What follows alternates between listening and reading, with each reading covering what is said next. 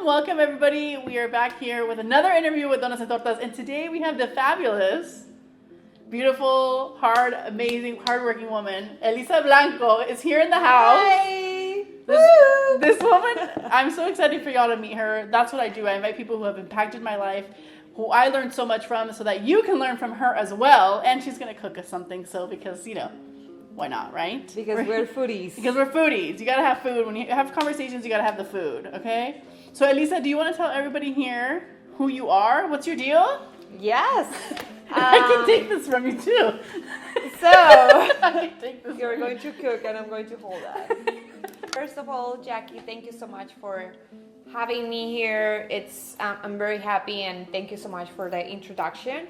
I'm happy to know that I have impacted you in any way. So thank you for that.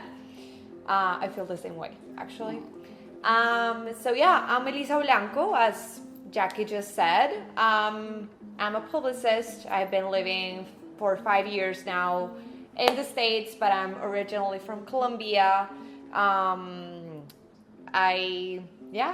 think we met in advertising, so that's how this friendship started. Mm-hmm. And what else? Well, I think something really big happened.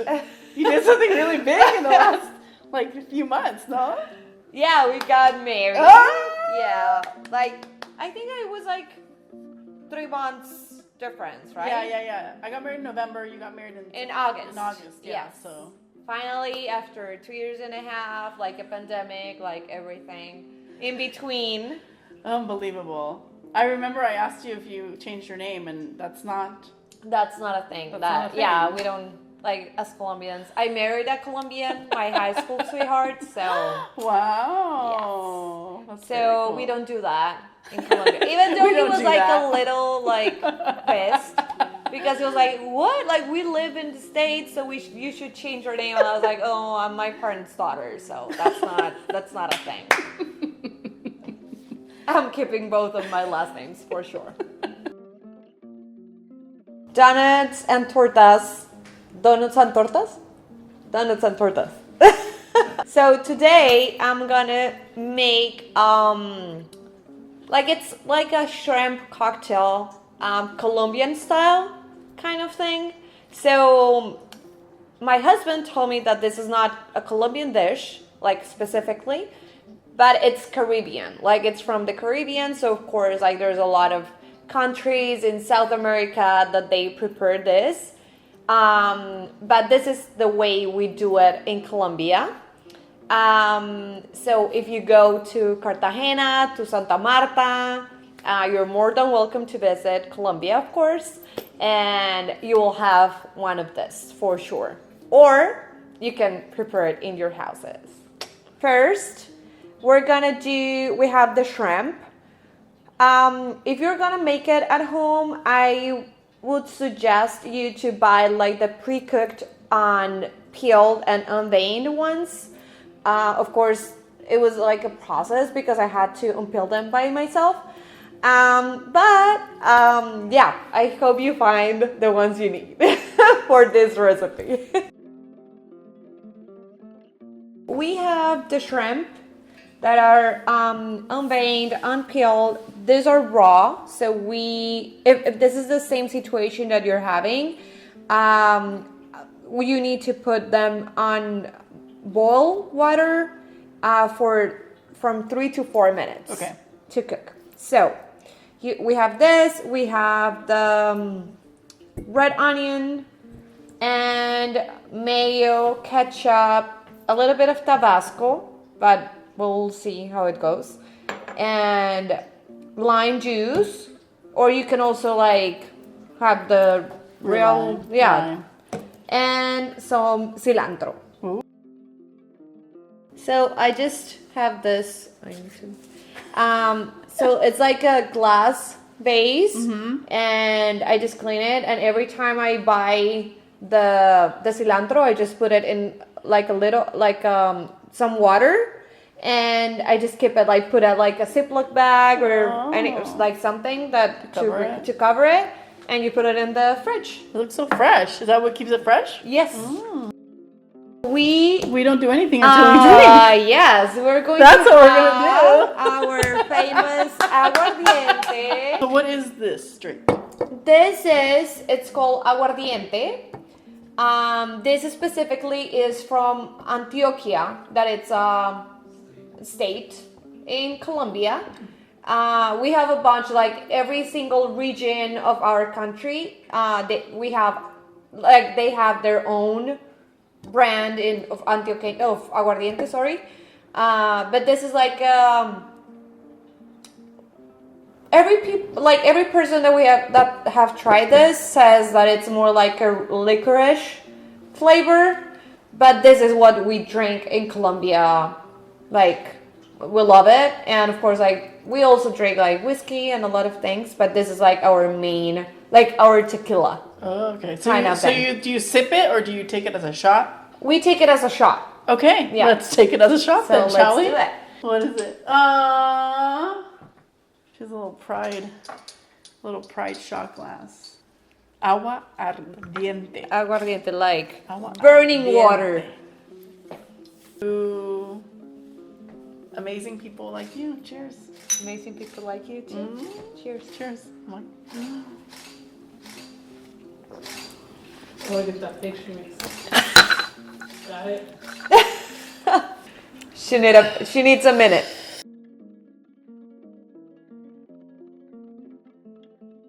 I'm going to use the food processor to put like the onion in there.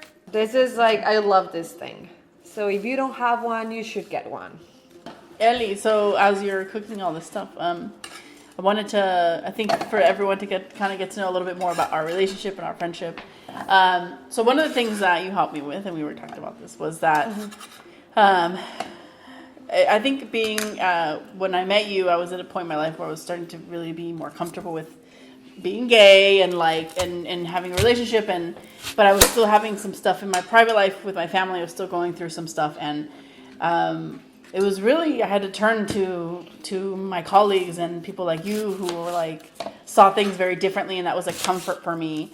Do you remember this conversation? Yes. Yes? Yeah, of course. Yeah. Of course I remember it. And it was all about having boundaries.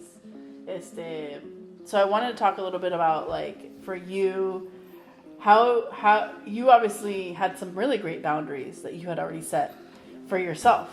Where does that come from?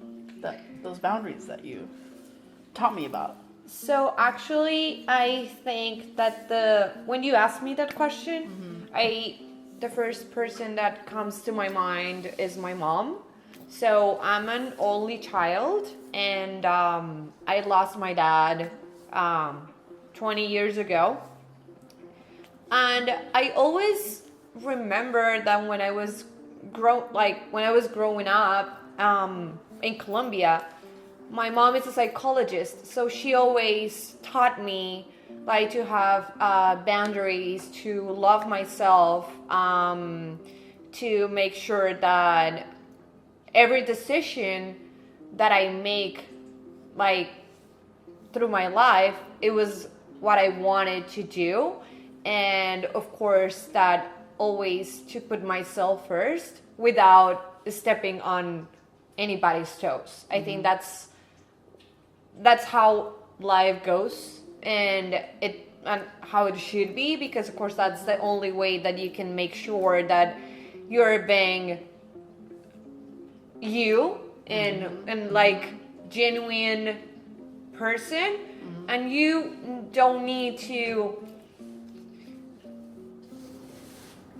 I don't know, like you don't need to make everybody happy if you are not, like I really feel like you don't need to be this person that everybody feels good because you're doing what they want you to do, or you're being what they want you to be. You do you, and I really feel like this is the way that you should be like in your life, because if you start trying to how do you say complacer? Like please other be a people pleaser. Which Like to be a pleaser. You're going to get to a point that it's not going to be enough for everybody. You know, like you're not going to be enough for anybody because of course like you're not doing what they want you to do. And I really feel that that's how I live. I really feel like I have made like tough decisions in my life, like stay away from people that I don't feel like I'm connecting anymore, because I didn't come to this world to please anybody but me. And that doesn't mean that, of course, like when it goes well and when I'm like, I feel like sometimes you need to make decisions and need to cut with people that it's not being like, it's not good to you. And you need to realize that sometimes it's family, sometimes friends that you really love, but I really feel like every single relationship, like if it's your wife, my husband, my dad, my mom, like anybody, I think that it has to be like build up like within two people, you know, like you need to feel like your love and the energy you put into it, it's reciprocated. Your mom, you mentioned your mom here. Okay, Yes. your mom, let's talk about, I know that your husband is your greatest love, but who was your first love? I am my first love. Can you explain this? Because I was talking to her about so the thing about Elissa, you could tell already, like this woman like knows who she is, and she values how important it is to be good with yourself first so that you could give for others. You can't deplete yourself. And when I was asking her this, she was like, my mom asked me who your first love should be. Yeah, so actually when I was a little kid, this is something that it's in my brain, like, and I'm not going to forget this, because the first time that my mom asked me like, hey, who do you love the most in the world, like who's that person that you love the most in the world, and I was like, oh, I told her like, you mom, you are the person that I love the most in the whole world. And she was like, no baby, you are your first love, and you need to love you the most, like above everybody, because that's the only way that you will be able to love the people around you, like me or your dad, your cousins, your family, your future husband, or whatever it is. Because when you love yourself and you respect yourself, that's the only way that you will be able to do the same with the people around you. I think that's so incredible, because to know that at such a young age, like you're like built for, I mean things happen and whatever, but I mean you really are like one step ahead of like so many people already having that ingrained in your head. We have our cooked shrimp already. Let's show it off. Look at that shrimp. Beautiful. Beautiful.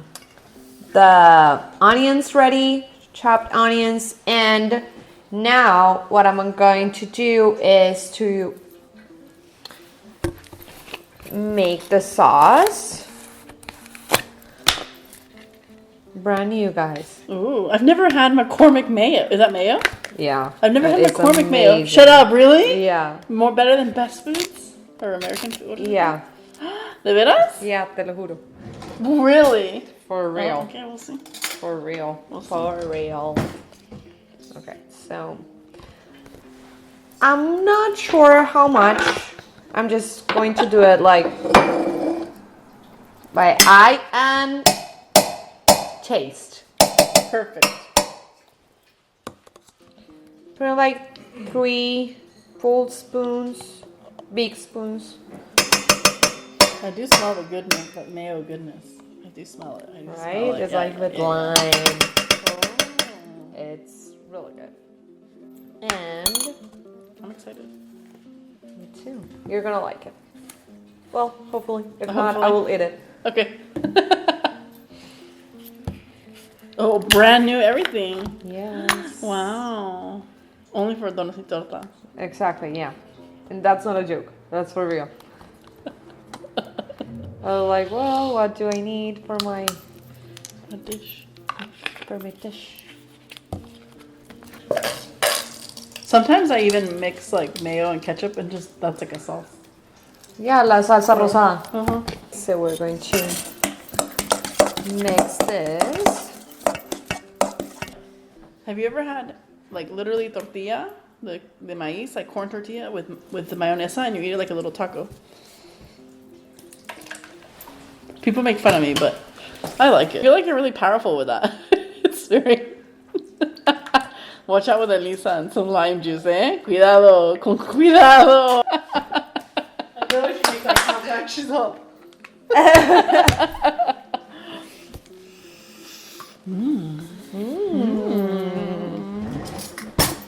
Who knows? If I end up loving this, I might end up doing this like on my I own. hope. A little bit of the onions in there. We can start like mixing up things. Mixing it all up. So while you're mixing this all up, do you want to tell us about that story with your mom? Yes. The infamous story. Okay, let me give you some backstory. Okay, so as I mentioned, Ellie is a great ally. She really helped me. I think you definitely sparked the journey of those boundaries, but the journey of really allowing myself to stand up for myself. Yeah. I think that was like one of the last stages of my whole journey, like with my family and being gay, was like to finally stand up and be like, you know, you have to, if you don't see me in this way, then you don't see me, like in this whole thing. But in any case, you talked about your own journey with your own family as it pertains to LGBTQ community and all that, and you had a very interesting journey with your mom, which I think inspires some hope in helping older generations understand. Yeah, so actually, this is a really nice story, like a successful story. Okay. I must say. So, my husband's name is Juan.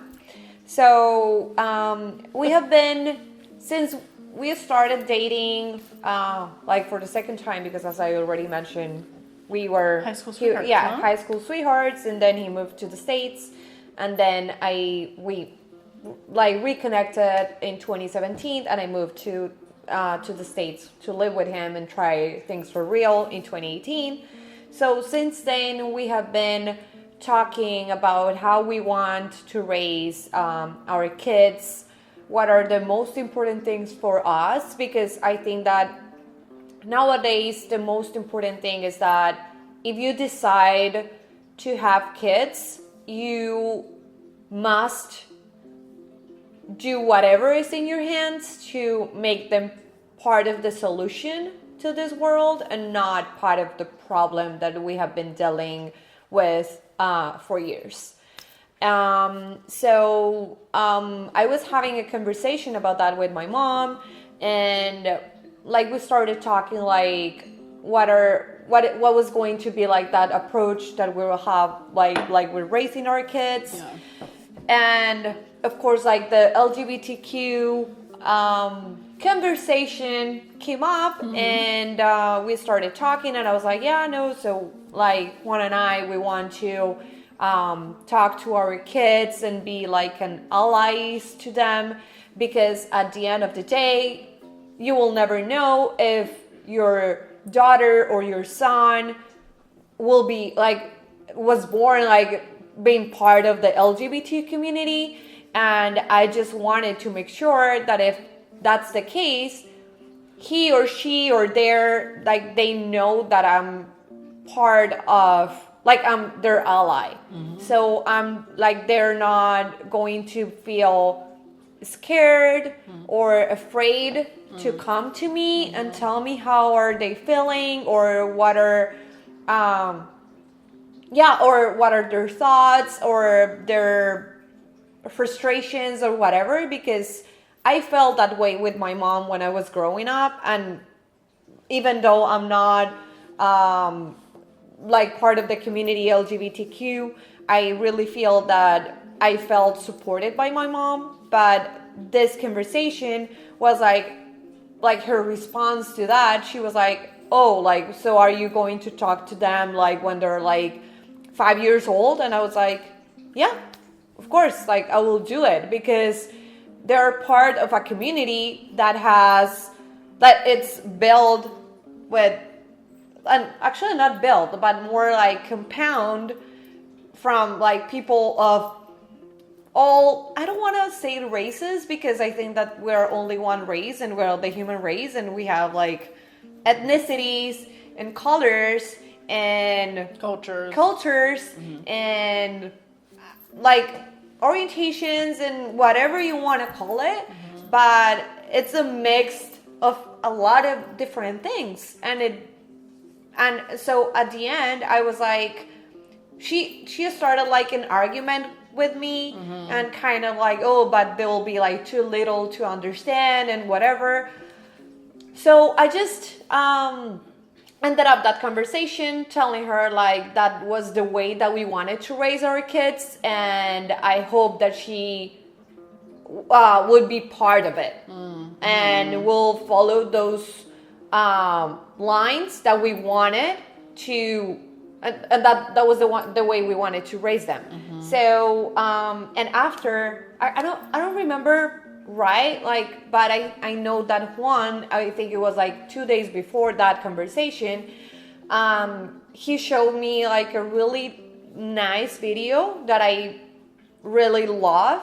And the video was about kids from 5 years to, I think it was 13 years old, and they were showing them like engagement, like proposals or engagement or weddings, like gay weddings. And of course, like a lot of them, like I would say like 90% of the kids, they were like super excited and like reacting pretty well to what was going on in the videos and what they're seeing.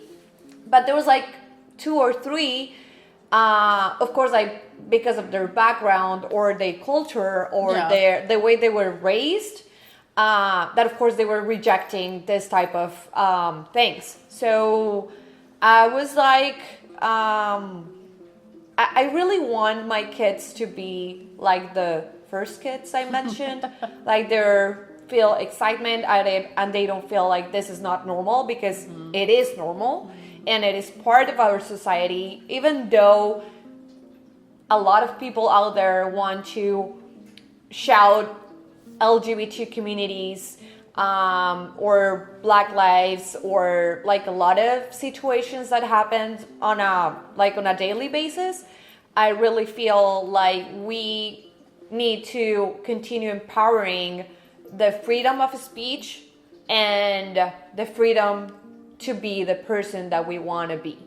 So even though, and I want to be very emphatic in this, it's like I want to be an ally, and I really feel like if we respect each other and we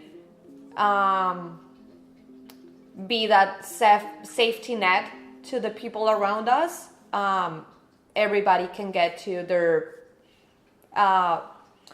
most perfect sense of the human being. So that's beautiful. I thank you for sharing that. I love that you call it a success story, because a lot of times we talk about these stories about like talking about these really serious stuff with our parents, but you stood up for what you believed in, even when it's hard sometimes, when it's your family. And we obviously are so excited for you to have kids, to know that there's going to be parents like you that are going to bring kids into this world, that are going to let them like know what it is to be compassionate and open, and even not even just for themselves but for the people around them. Exactly. I love that you want your kids to be the solution, not the problem. I love that. Like, bookmark that, future parents. Like, that's what it's about. And you also talk about like how important it is for parents at least to give the right information, right, to kids. Yeah. Because I think the big struggle that I was having was like people in my family, the challenge of like, how do you bring this up to the kids, and if they're too young or not. Exactly. So, yeah. And we had a lot of conversations about that. So what do you think it was about your upbringing that made you feel this way, you and your husband, that you're like, I love that you like are already like, you guys are already like, no, this is how we're gonna raise our kids, like. So actually, I think that it was, I don't remember specifically why we started talking about that, but my husband is an anthropologist, so he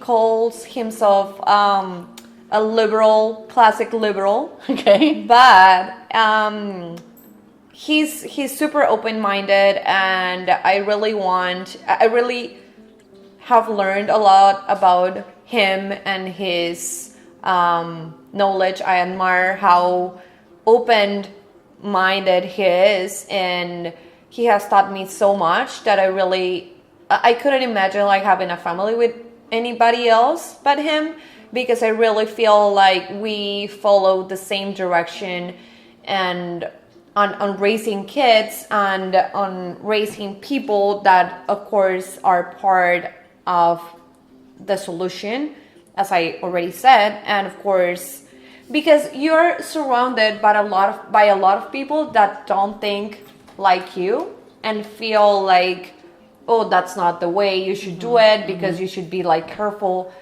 I really feel like when you think that that's not normal and you're passing that through your kids, they're going to think the same thing, and that's not the way, because at the end of the day they will see it. So what are you teaching them?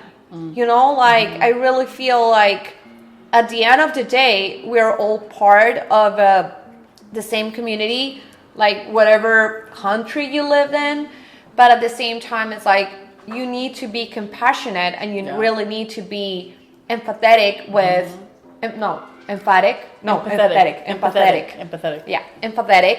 with everyone around you, because that's what you want them to be with you. Yeah. You know, like that's yeah. So I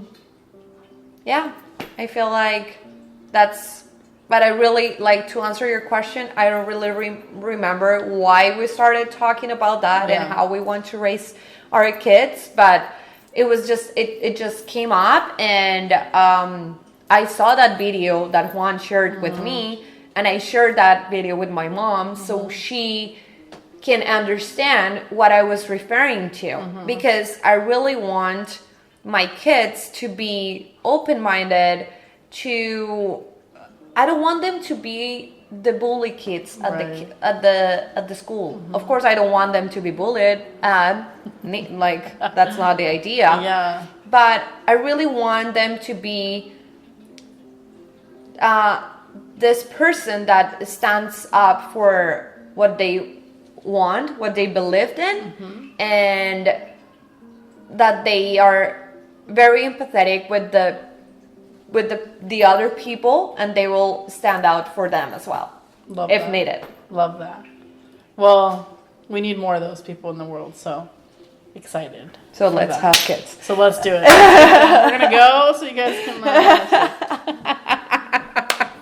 So for anybody out there who is struggling with families, especially people in the Latinx community, who it's a little bit more challenging to come out to your family or having to understand, please reach out to your friends, like people that really know you, that really are there on your day-to-day. Like, don't be afraid, because you never know who can step in and be there for you when sometimes your family can't. So, and one thing is, be that person that you would have loved to have in your life, because sometimes we we can be that person, like that person that we needed too bad. Yeah. But at the end of the day, like, what if we start working and become better and become that person that we can understand? Mm-hmm. Yeah. Mm-hmm. I love that. The other people. I love that. Yeah, I think like with Anna and I, we feel like we're kind of doing for our family, like we're kind of breaking the chain in our family, like the generations. We're breaking it. We're like, okay, it stops right here, you know, like we don't want other people in our family, at least what we can control, are to feel what we felt, like having the need to hide and feel shame. Like it stops with us. It's like let's bring my nieces and nephews into a world where they don't ever have to, like if they happen to be part of the community, like you said, they don't have to be afraid. Or if they're not, at least the people around them, that they could be the ones that stand up for the bullies, not be the bully, and all that stuff. So. Exactly. And nowadays it's like so difficult to deal with, and us as an adult, like it's not easy, and life is not easy. So we just need to be the change that we want to see in the world. Yeah. Moving on, so you're going to just... Anna, you want to come get this? Wait. Oh, we got to see the pour. Wait, it's all about the pour. You know how it is. She knows what it is. Okay, turn it this way so she can see you. Can you kind of do it that way? So she can see the dropping. Go ahead.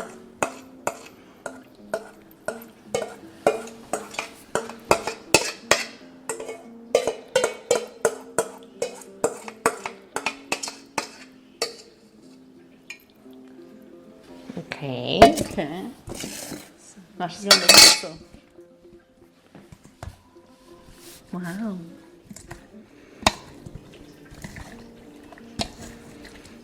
I'm so happy that you put lime in it. I feel like lime, and then you can put cilantro in it. Oh my god, I'm excited. Cilantro. And do you eat this cold? Yeah. Okay. With salt cookies. Salted cookies. So what are we putting in? Tabasco now. In Colombian cuisine, is it, you guys like spicy stuff? Not too much. No. No, it's just like... Como que es... A él le encanta, pero a mí me cae pésimo. ¿Sí? O sea, yo me pico muy fácil. But my dad used to make his own ají.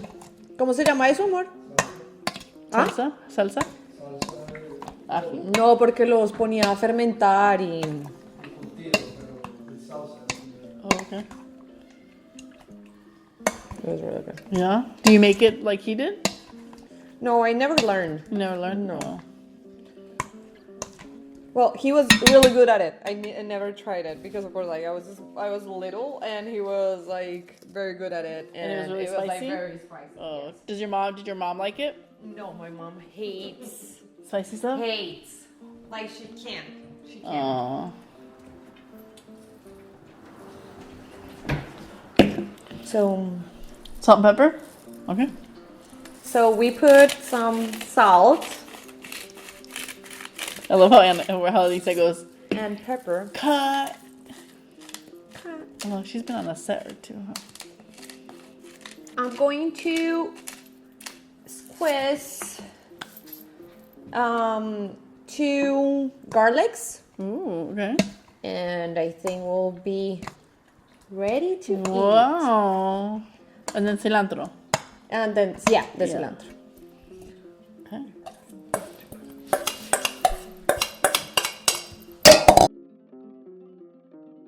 When you moved out here, was it overall like a scary experience, or do you feel like it was a pretty, because you had Juan here, so you had somebody like... Yeah, I think that at the beginning, like of course, like the first year, I wanted to move back to Colombia every single day.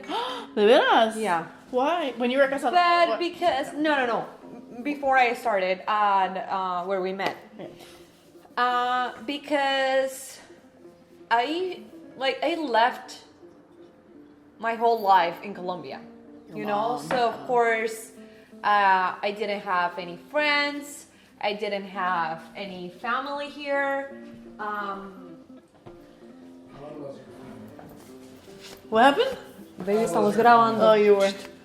It's okay. I didn't have any family here, and of course, like the change. I was happy, and I'm really happy for the decision I made, but it was not easy for sure. So I'm happy with what I've accomplished so far, and I really feel like I have met like so many awesome people, and I have had so many good experiences, but at the same time, it's not easy. It's not easy like living your hometown, your family, your friends, your life, the life that you have built for 28 years. Yeah. So it wasn't easy, but I'm really happy what I have built here with Juan as well. Are you glad you kind of stuck it out? Like you didn't, after 1 year, you're like, you know what? I'm done. Like. Yeah. So I think What? what was the best thing for me was that when I started working, so I felt that I started having like my own life, because I'm a really independent woman, and I really love to do my things. So that was like the issue. Like I felt like I was depending on Juan for everything, to go to the grocery store, to go to do anything. And of course, back then he was working in the hospitality business, so he had to work like the whole weekend, every single weekend. So we didn't have a lot of time to spend together. But yeah, like then the pandemic, so we had a lot of time to spend together. To catch up, and sorry. And yeah, but yeah, I feel like it was I don't regret. So now we're going to cut the cilantro in.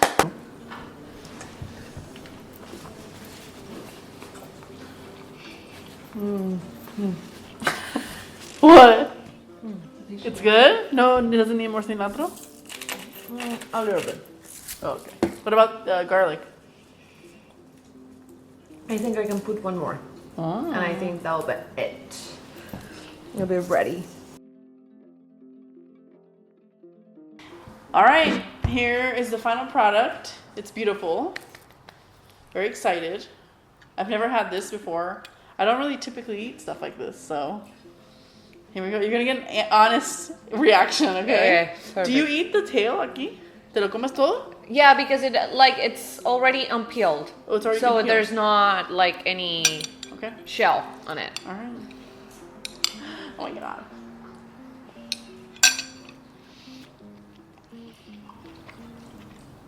Hmm. Hmm. Hmm.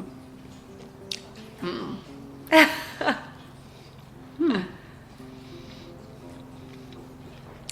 Hmm. Hmm. There's just so much that just came over me right now.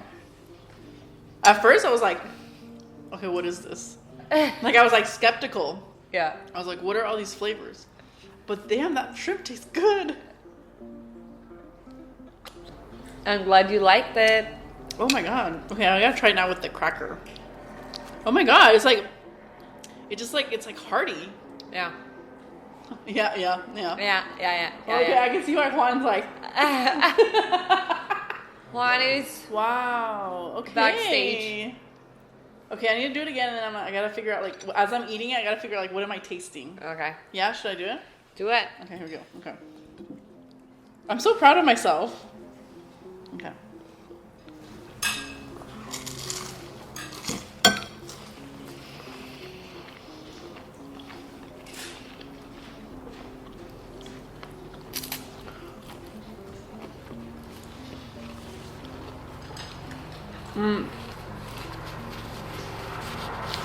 I feel like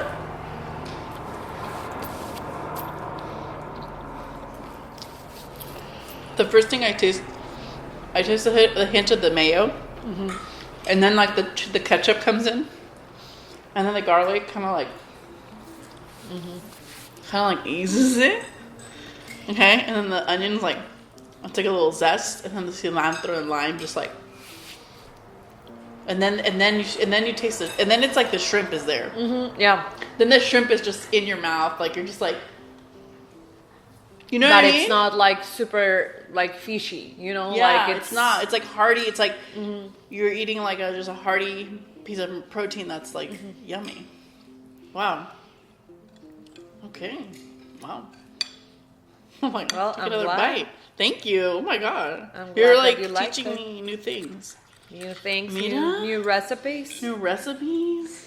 And of course, as I mentioned at the beginning, like What? this is not only like Colombian, it's more like Caribbean type of thing and food. But this is how we do it in Colombia, and this is how we eat it This is how in they the do it. Colombian Caribbean cities. This is a topic that I haven't really talked about on my channel. It has a direct link to mental health. I think even anxiety and fear.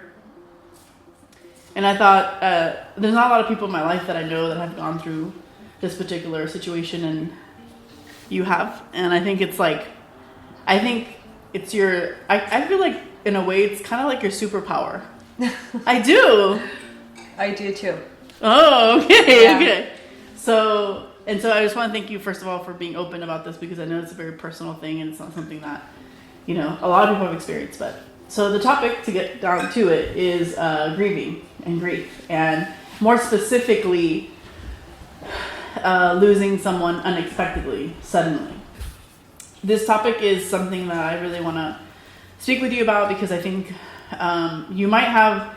Maybe you won't have, everybody has different experiences, but I think your story can really help people understand, so have perspective on what it means on losing somebody, especially somebody unexpectedly. So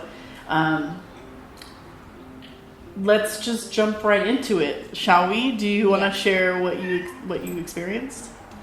Yes, so I lost my dad when I was 13 years old. He was a pilot and he died in an airplane crash in Colombia. So it was, I think that there's nothing more personal than the grief, because everybody deals with it in a different way. And for me personally, it took me like 10 years, like 10 years to say, okay, I think I just stopped suffering, and I will be able to continue and move on from this. Literally.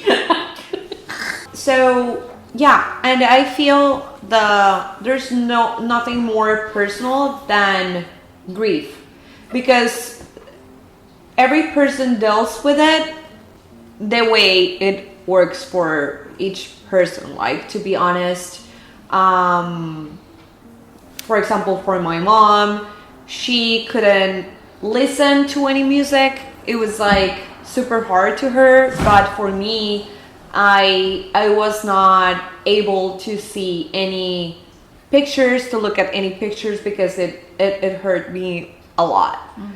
So and in my personal experience, talking about grief and losing my dad, such as like in a young age,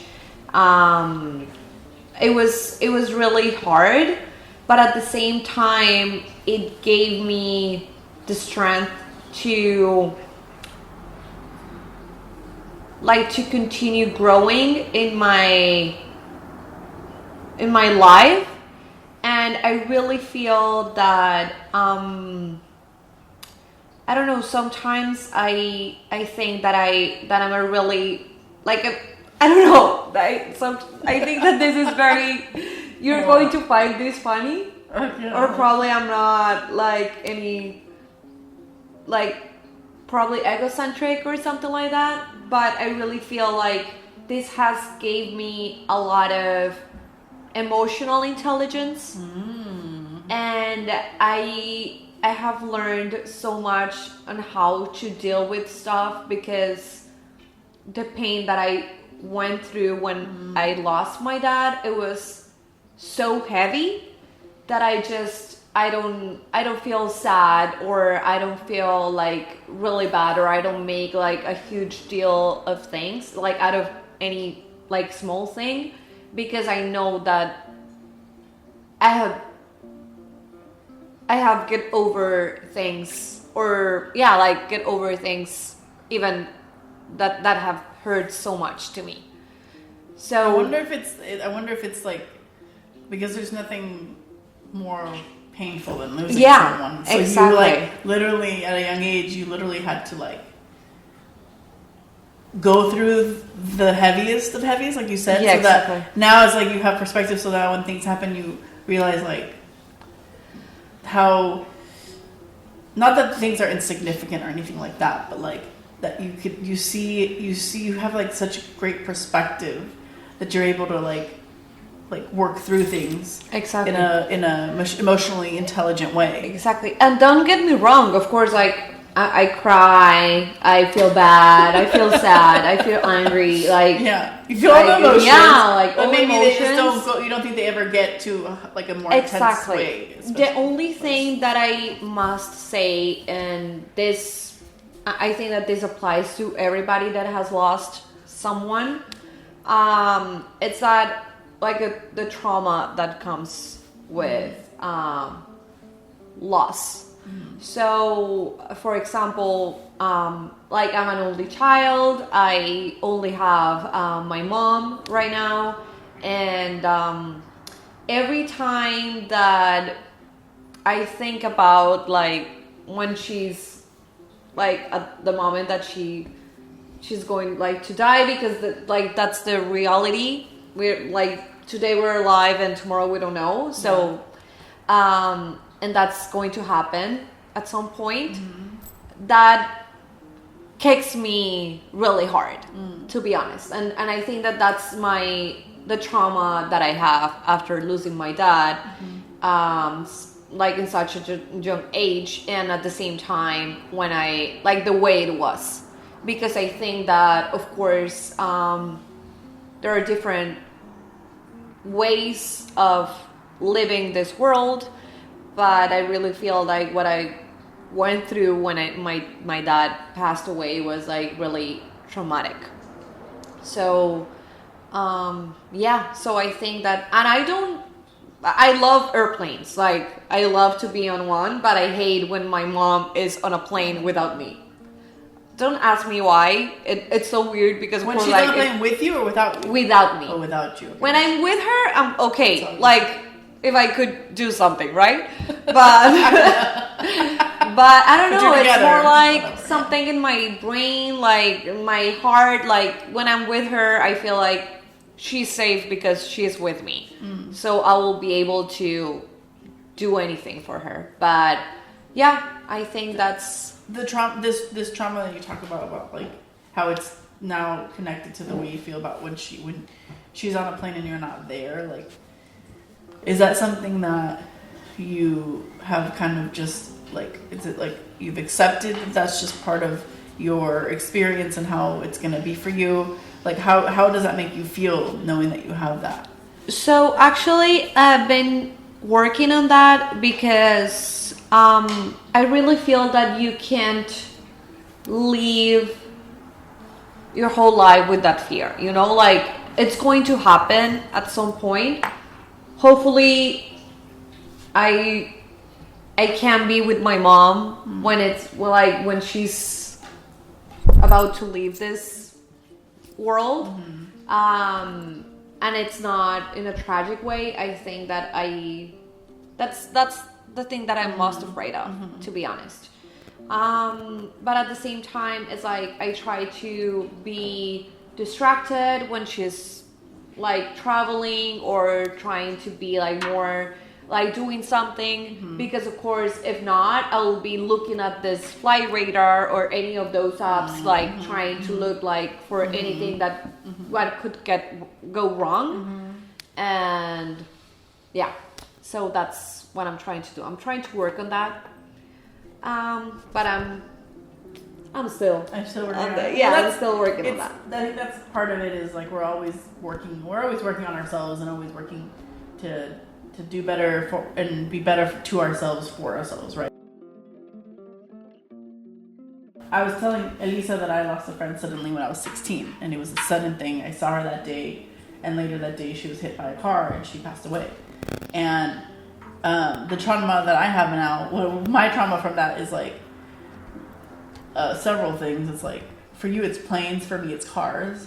So like whenever I see people like running, or like when I'm driving near that area, like I get very paranoid. I get like very like, get intense. Yeah. But I did have a friend recently tell me last year, like maybe instead of like channeling that fear and being like, okay, Rebecca, her name was Rebecca, saying like, hey Rebecca, like whenever I'm in the car, like be my guardian angel, like be my, you know what I mean? Like trying to turn it on its head and be like, hey, like I get really anxious, like can you be my, guardian angel when I'm ever driving and I'm feeling this sort of anxiety or whatever. And I've actually put that into practice, and it's really helped me kind of like just change the way of thinking about that. But I feel like another way that's channeled its way is like this idea of like the anxiety and fear, and usually it's not gonna fall, no? Okay. It is this idea of like you can't be in control of everything. And I think you and I talked about how I think when it comes to death, at the end of the day, I don't think any human being is ever really truly prepared to lose anyone. Unfortunately. Yeah.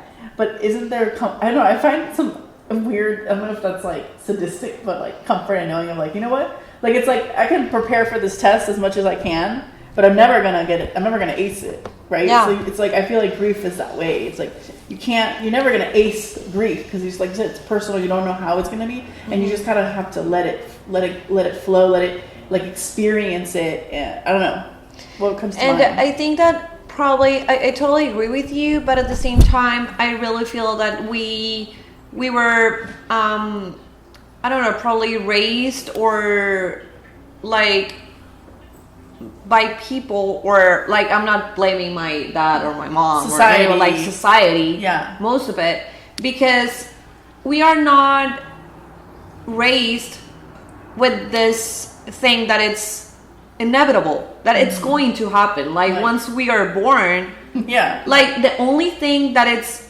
sure that will happen is that we will die at some point. And we feel like if you think about Buddhism, they live their lives and they enjoy it and they live every day if it was their last. But when they die, it's like more like a celebration of what their life was, instead of being sad. And because you're not only what you're seeing right now, I'm way more much than only a body in this world. So we are energy, and energy doesn't die, just transforms. So it's more, and I really think that that's why you have been feeling very connected, I must say, like with Rebecca, because you are saying that you're channeling your your anxiety or whatever you're feeling, but asking her to be your guardian angel or your guide or whatever. And I really feel like that works, because I'm living proof that that happens, because I have put, like, believe me, I have talked so many times to my dad, and I started doing that like a couple of years ago, because I heard that when you talk to them, they're still with you, but they're not in person. It doesn't matter, but their energy and they're with you, and I'm pretty sure that if you continue doing that, you will connect with Rebecca in a different way, and probably you will be able to close this, like to give it some closure to your grief. Because probably you had been like denying it or trying to deal, and just it hurts when you focus on the bad things of what you didn't do, or what was left off, or what you said, or what you didn't say.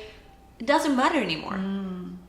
But at the same time, if they can hear you, because I believe in that, I really believe that my dad is with me. I just talk to him, I just pray, and I just ask him to help me with whatever it is, and I'm pretty sure that he's with me. I can feel him. So I think that that's the best way to deal with it, to continue believing that at some point we'll meet again. Another way that folks talk about this is, or they have encountered their energy, is through dreams. Yeah. And I bring this up, obviously, what you shared with me. But my friend, when she passed away, about like 3 days after she passed away, I was 16, by the way. I mean, you know, Yeah. when you're young, you're like, what is going on? I was 15. She came into my dream three days after she passed away. We would always go to this, like, it would be like a homeroom. So you'd go every day, you'd see each other for like 15 minutes, same room. And she was in my homeroom. And I remember I walked into the room, and we would sit in the corner. So I'm walking to my desk, and she's in the same chair that we like in class, right? She's in the chair, and I looked at her. I was like, "What are you doing here?" Like, I was like, you know, you're not here anymore. You were conscious in the dream that she was she. Yeah, I was aware. passed Yeah, away. exactly. You were aware. Okay. And she looks at me and she goes like, "I'm okay, Jackie." She said that to me. And just like gave me peace. Like, I was like, "Oh, okay, you're okay." I don't know. Yeah. I'd like to believe that was like her. I totally believe you it. think? Yeah, totally. I've heard a lot of things, and actually I was saying that it took me 10 years to give it like a closure to my grief and my dad's passing, and it was because I had a dream about him. So this dream was back then, it was my dad passed away in July 2002, and 10 years later, in 2012, it was Father's Day. And I was going to go to a friend's birthday that day, but I couldn't. Like, I cried the whole day. I was like so sad, and I was feeling like really bad, and I just stayed home with my mom, and I cried the entire day.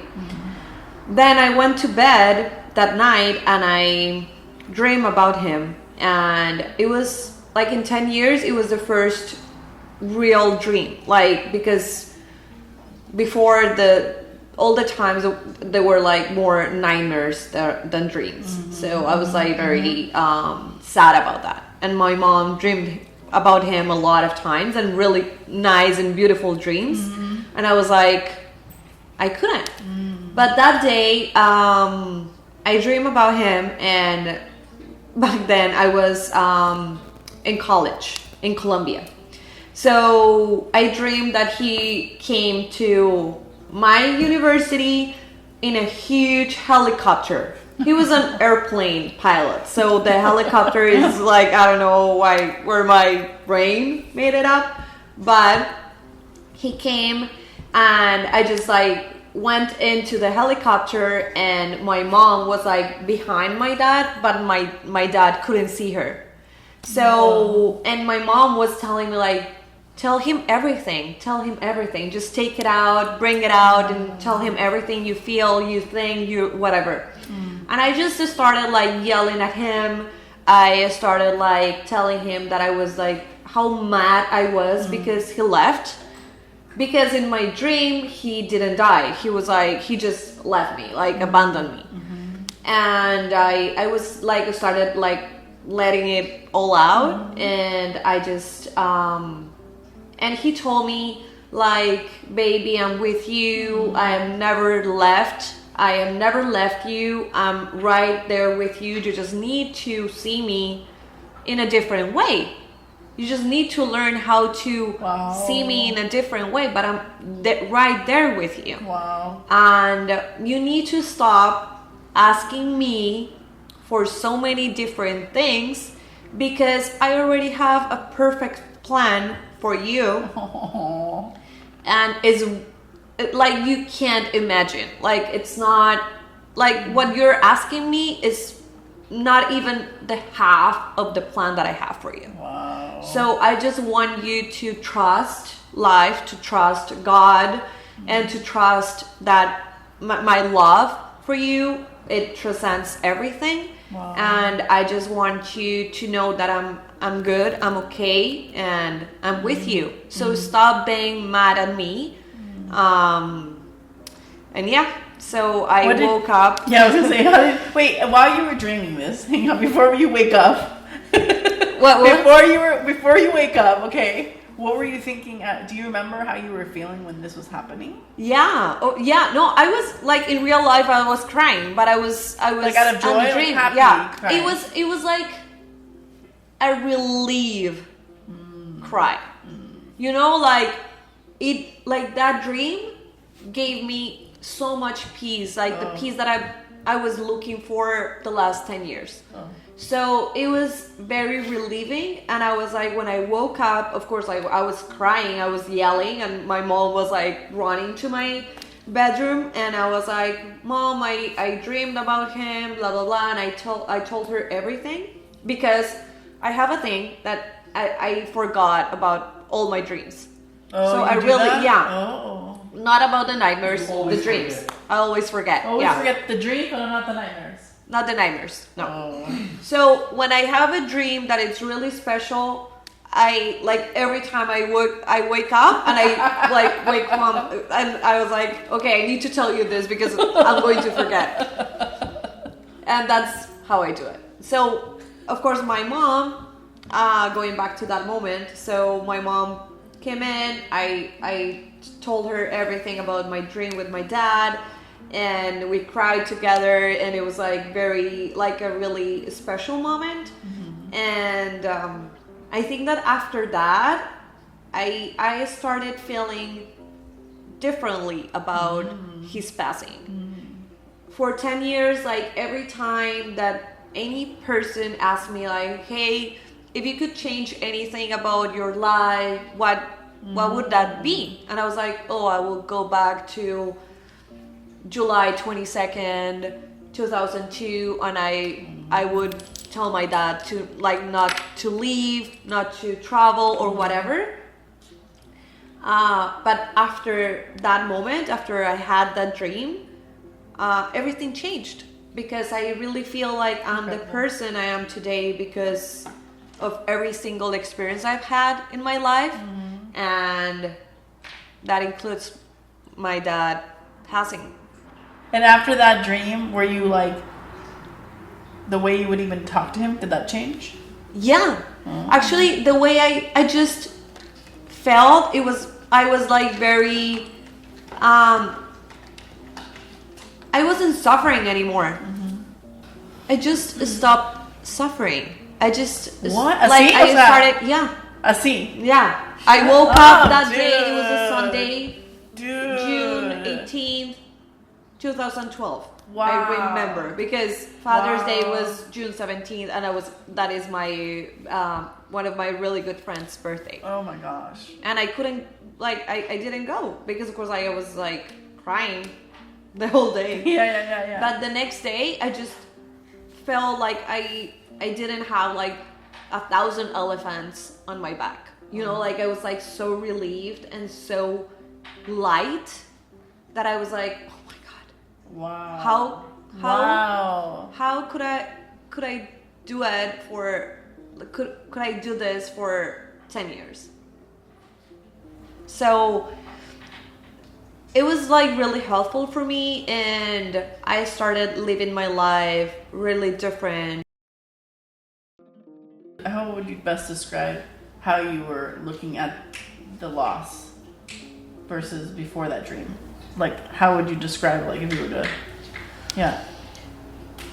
So I will describe it as I stopped thinking about my dad from sadness. I started thinking about him from gratefulness,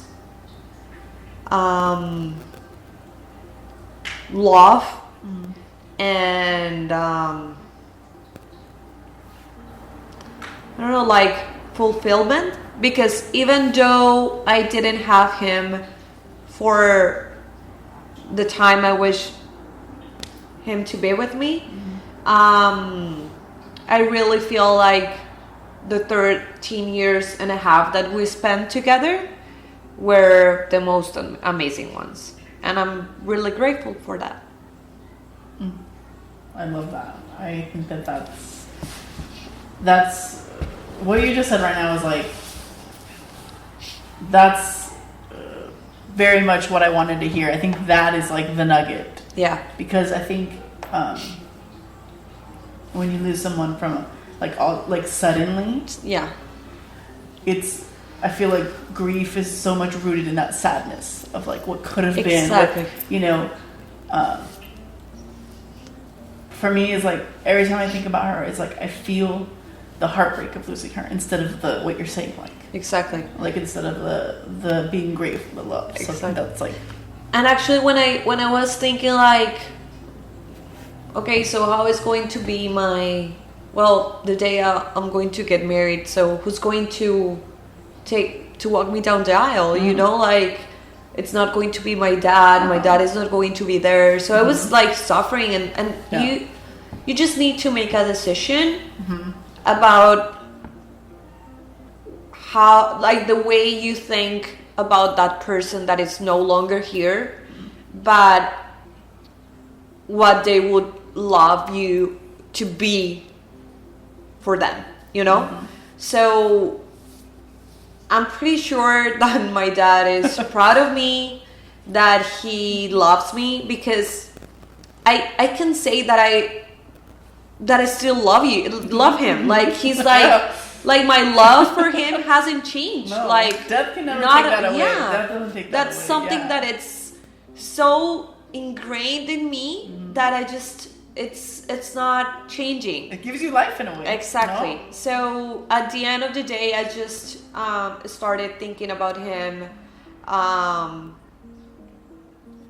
with love and like being grateful, and of course like honoring him in every single way I can. And I think that's the way I've been doing it, and it has worked for me. So I just, and I feel like it was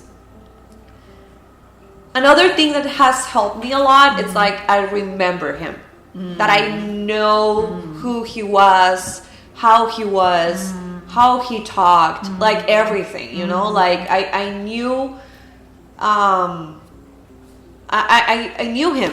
So it just, you just learn how to live with that and just take the best out of like a really, really bad situation, to say the least. But it is intentional work. Like you can't just like be like, oh, I'm just gonna Like let it, be, because I it's so weird, like and I don't know if it's from being young and losing people, but you're kind of like, I don't know, I was kind of like in denial for a long time. I was just kind of like, oh, this happened, but it's just this thing that happened, you know. But that's totally normal. Yeah. Like, actually, like grief has 5 stages, and the first one is denial. So it wasn't until the pandemic that it's sort of like I was triggered. because it was like this idea of suddenly losing people, right? Like with this, and it was like, and that's when I was like, oh, I think there's some stuff there that I haven't really processed. And actually, I think that's the worst thing. That of course, when you lose someone that it's important to you, such as like a young age, the end of the day is like when you become an adult, it's like you have this fear of losing people, and that's part of the way it is. And I have that, of course. Like it's like, oh, but it's not like people leaving me. It's specifically connected to dying, you know. But at the end, it's like I'm trying to do this internal job that, of course, just led me to accept that at some point we'll die, and that's it. Like there's like that's something that you can't change, like, and you can't control. So what you can control is the way you live your life and the way you spend time with the people you love the most. That's it. That's it. And what are you living behind when, like, how the people is going to remember you? You know, like, what's that? What do you make them feel? Have you heard Exactly. that quote? Yeah. That wasn't Buddha. I think that was Maya Angelou. Yeah, and actually, probably, yeah, actually, It's like, like people remember not they remember what you said is how they made them feel. exactly. Or something like they that. don't remember what you said, but they will remember how that made them feel. Yeah. One last question about this, and this is strictly a question just because I'm curious, like, because everybody has a different experience with this when it comes to death. It's like, I don't know why for me graveyards have always been like, I don't feel comfortable. Like, some people like to do that, they like to go, but it's like, oh, how do you feel? How is it for you personally? I'm just curious, like, when you think about that, like, does it bring you peace, or you're like, I don't need that to Like to go to the cemetery, the cemetery? Graveyard. So Oh. another story about that. Okay. So my mom has a friend, had a friend that her son passed away, like 6 months. I think it was 6 months before my dad. So when my dad passed away, they started like the Sunday plan was to go to the cemetery, and my mom was really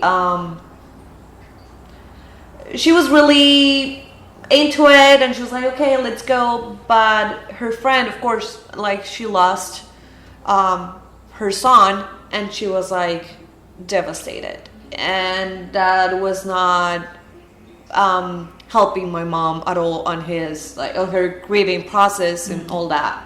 So she went with her like a couple of times, and then my mom dreamed about my dad, with my dad, and my dad was like super pissed, telling her like, you are not going back there, I'm not there, you don't need to be there. What?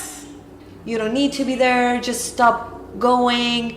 But of course, like, he wasn't talking, like, he didn't mention specifically like the cemetery, but everything was around that. Right. And my mom just didn't go back. She stopped going to the cemetery. So do you think it was, maybe he thought that maybe, do you think that maybe your dad realized, like, maybe for your mom it wasn't gonna help her? I think that in general, and don't get me wrong, I respect, and as I said at the beginning, grief is super personal.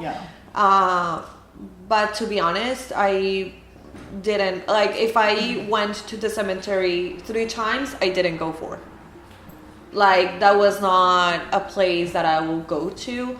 Because where do you feel the most close? Where do you feel the most close to your dad?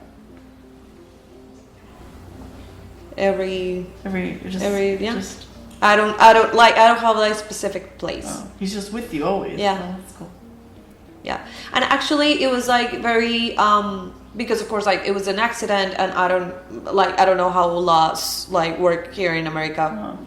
but in Colombia, since it was an accident and my dad was a pilot, so we couldn't cremated him, and that was the plan because of course like let's say that there was an open investigation about the accident, so of course we were obliged to bury him instead of cremating him. So that was like the worst. Like to be honest, I just like I'm done with it. I was like this is like too traumatic. Yeah. And I think that's why we didn't like I didn't want to go there. Like I was like this is not, and here's my dad is not there, like Right. it's only his body and that's it. And just so, and since my mom was this person that just stopped going to the cemetery, so I was 13 years old, so I was like, what I you're was not going to gonna do, go, like go yeah. by myself, like you know. And so we just, but yeah, I feel like there's like a lot of people that feels Closer. that's my personal opinion, and but of course there's a lot of people that feels Yeah. closer when they go to the cemetery, and that's totally respectful. Like, Yeah, it's funny because I feel like I felt like maybe growing up there was like I don't know if it's a cultural thing or that it's like that it's okay to go to one, and so I felt really weird, or I was like, what's wrong with me, because I don't feel like that helps my process, right? Like, so that's why I asked, because I'm like, is it just me, like where I'm like I don't feel Can like I that ask you a question? Sure. Because of course like your family is Mexican, so of course, do you think it has anything to do with like Dia de los Muertos, like culture? maybe, yeah, You know, like of course, like they celebrate, and it's a really nice day, Yeah. and I really love this, like that celebration. But probably for them, it's like very normal because of the Dia de los Muertos. But at the same time, you are like teenager dealing with like your best friend's dead. Right. So I think it's not like yeah, that could be it. But I also think back to what you were talking about earlier is I feel like, I mean, I don't know the right way to do this, but I think I think there's a lot of like stigma about like death. Like there's like, and I wish that there was more of an organic, like natural thing of like, hey, it's okay, like don't be afraid. Like I think when we're young, we're taught like it's this like, you know, like, and so I wish there was more like openness to it, so that people wouldn't feel like it's this like. Actually, today is still happening to me that I say like, somebody asks like, hey, and your dad or whatever, like normal questions about like family and friends or whatever, and I'm like, oh no, my dad passed away. Oh, I'm sorry, and they ended up feeling like really bad, and ended feeling like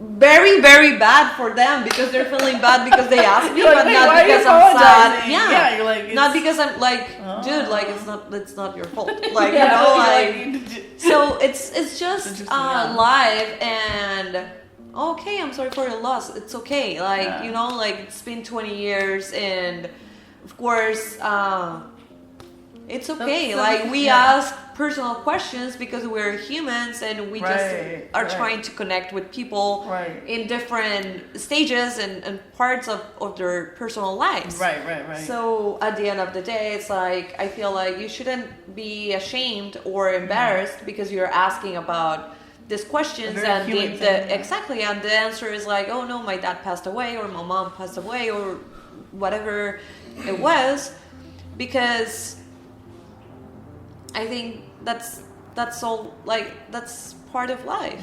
Like unfortunately, even though if we are not prepared, or we are not ready for it, or to deal with that, I think we really need to start working towards getting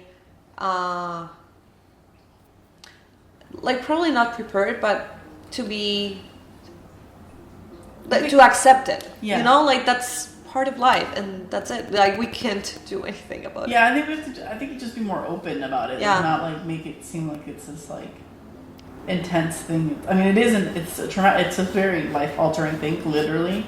But I think also instilling this idea of like it's okay because it's literally a part of life. Yeah. It's like you're born, and before you were born, you're not here. Or you were Exactly. born, you pass away. You know what I mean? Like that's how it goes. This was great because it's one of those very very specific subjects. It's like who do you, how do you, just thank you for sharing this space with me with like this very like specific topic, and it's a very personal one. So thank you for opening up. Thank you for you opening up. And you gave me some answers today, so that I really needed. So thank you. I'm really glad to hear that. And I'm always here. I know. You can always talk to me. I know. And if I don't have an answer, I'll Google it. Ask Juan. I will ask one as well. He's my backup, so. He's your backup. I don't know if it's the Mexican in me, but I probably would have put some avocado in here. Is that weird? Actually, it will work. It will work. Would it work? Yeah. Okay. I feel like. But this is how we do it in Colombia. Sorry for the. But yeah, we can take Right? it to a different To the next level. To the next level. Put a little chipotle in there. No. All right, fine. Like green sauce. And then Tomate. Tortilla. the episode is like, this is how it was done in Colombia. This is Jackie's the Jackie's review of it. Some Valentina or Tapatillo. No, I did like it. She's asking me if I liked it. Of course I liked it. If I didn't like it, I'd be like, okay, I tasted it. No, thank you so much for cooking this delicious Colombian dish. No, Colombian. Colombian? Not Colombian. Oh, it's a Colombian dish? It is? Caribbean/Colombian dish? Yes. Thank you so much for opening up your home, for letting us meet her cats are literally like dogs. Like, this is insane. Like, beautiful cats. But thank you for opening up with everything that you've shared with us today, for always being there like this when we were working together. Yes. And I'm certain that whoever has watched this episode will be inspired as well. Keep doing you. Keep, being that person in the room for people. You're so awesome. You too. And you can do it. You can do it all. You too. Thank you so much for coming, for inviting me, for thinking about me. I'm really happy, and hopefully like this video gets to people that needs to hear it and see it. So Thanks, Ellie. thank you, Jackie. Appreciate it. Appreciate you. Appreciate you. And thank you, Juan. Yeah. Juan, he's off camera, but he's her partner. And my kitty cats. Your kitty cats. Venga, mi amor. I'm gonna go find some tapatillo. I'm gonna raid their kitchen. We don't have I'm that. gonna put some Valentina in here. Falta respeto.